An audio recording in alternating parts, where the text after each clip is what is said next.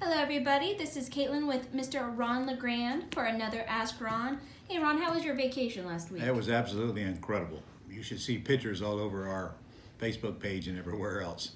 Great trip. Looked beautiful.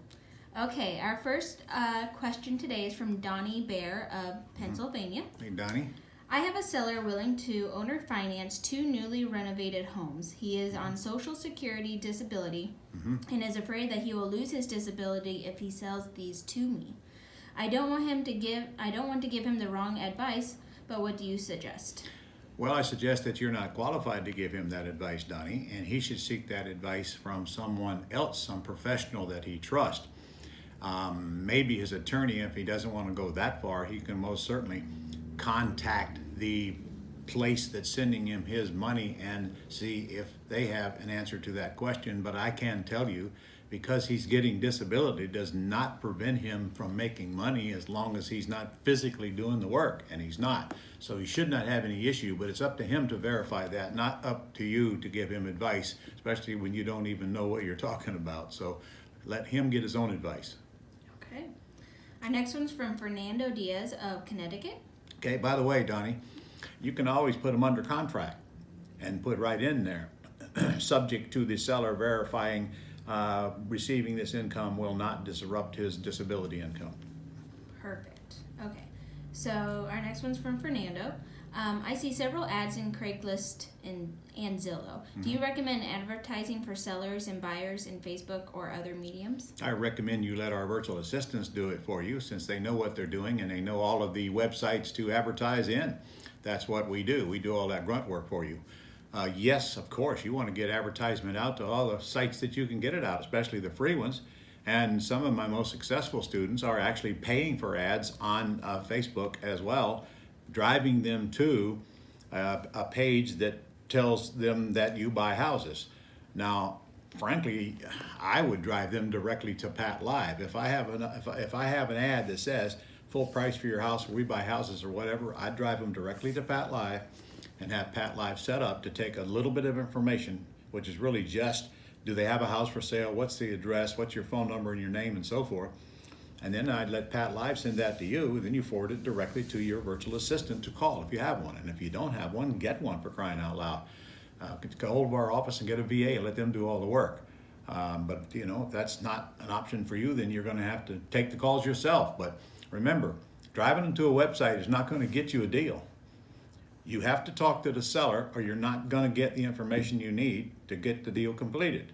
So I don't want them to go to a website. I want them to go directly to somebody answering the telephone so we can get to the conclusion very quickly, not to a website to where they get diverted.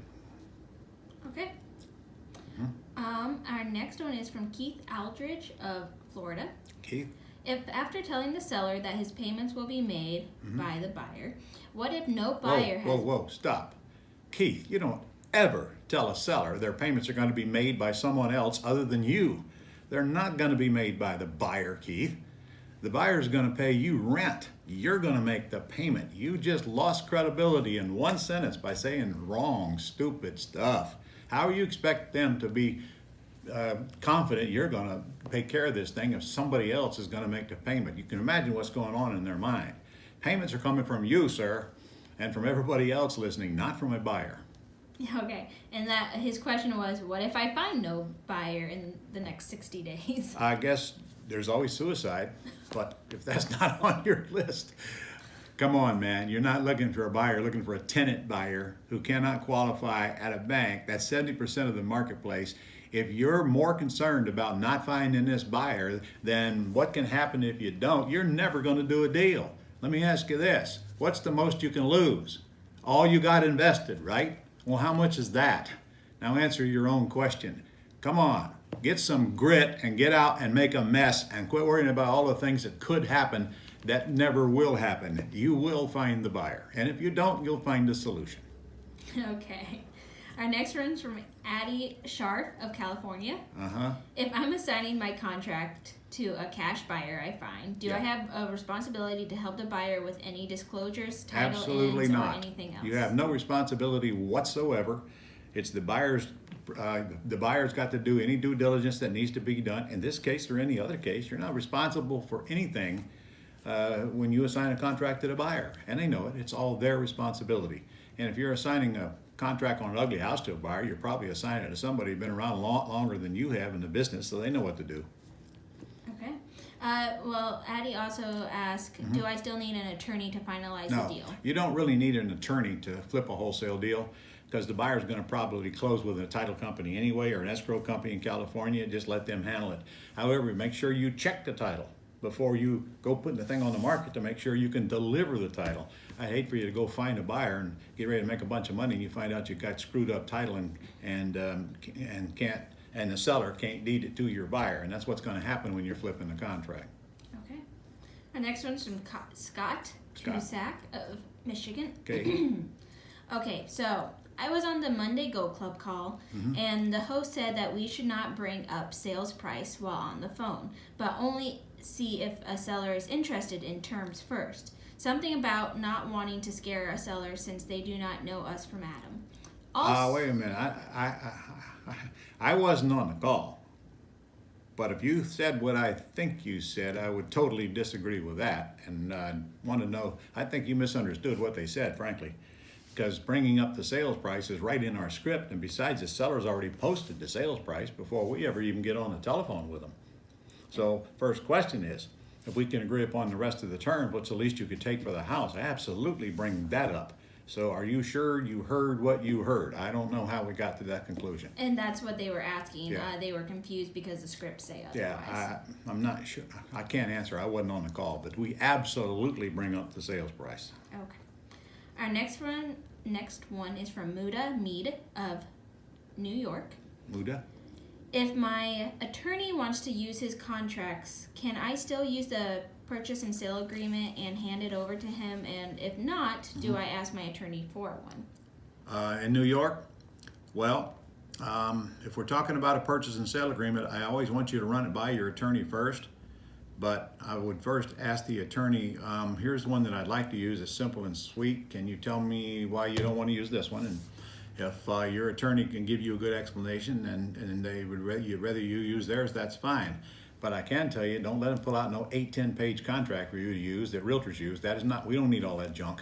So I want the contract to be very simple, not only for your sake, but also for the seller's sake. The more pages are, the more confused they get and less apt they are to sign it.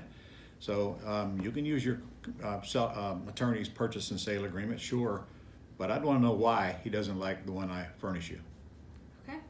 Our last one for today is from Edna Torres of California. Edna?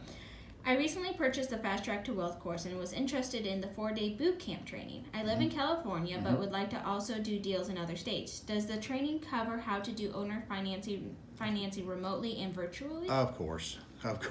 Many of our students do deals in places where they don't live. And whatever we do, it applies to all 50 states, but you are going to have an attorney to do the closing wherever the property is, to buy it and put the tenant buyer in there. The tenant buyer goes and sits in front of the attorney. So you will need boots on the ground to go take a look at the house before you ever even buy it and get you some information that you need. Plus, when you get ready to put a tenant buyer in there, somebody's got to put a lockbox on it and make sure it's ready to sell and all that stuff. So if you have those two things in place, you can do what we do anywhere in the country. Now, of course, different states have different rules, so that's why I want you to have an attorney in the state where we're actually closing. Send my contracts to them, let them look at them and make sure there's nothing wrong with them in their eyes. You get all that done, you get your boots on the ground, and you can do this business anywhere in the country for that matter. Okay, that was it. Okay? All right, see you guys next week. We'll get something going.